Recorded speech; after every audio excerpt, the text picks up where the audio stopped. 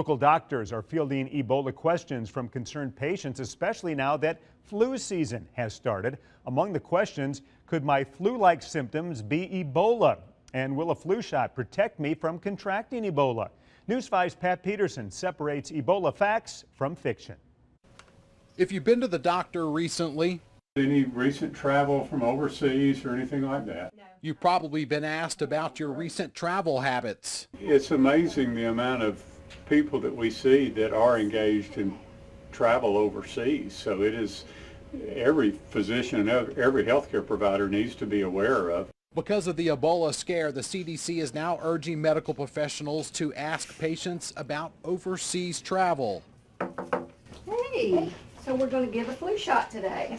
Fairhope physician Dr. Andrew Dukes says his patients are concerned about the Ebola virus, particularly patients fighting flu-like symptoms. The scary thing with Ebola is that the initial symptoms are very similar to a flu-like illness with fevers and headaches and body aches. But again, if you have not traveled to West Africa, you do not have to worry about being screened for Ebola. Patients have also asked Dukes if flu shots prevent infection and spread of Ebola. The better health you're in, the better your immune system is going to be, and the better you're going to fight any contagious disease. But the flu shot itself is not going to help with Ebola.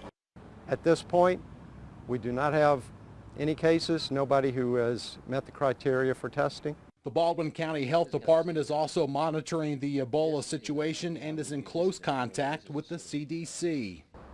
Could it happen? Certainly it could happen. I mean, with air travel the way it is today, people crossing borders,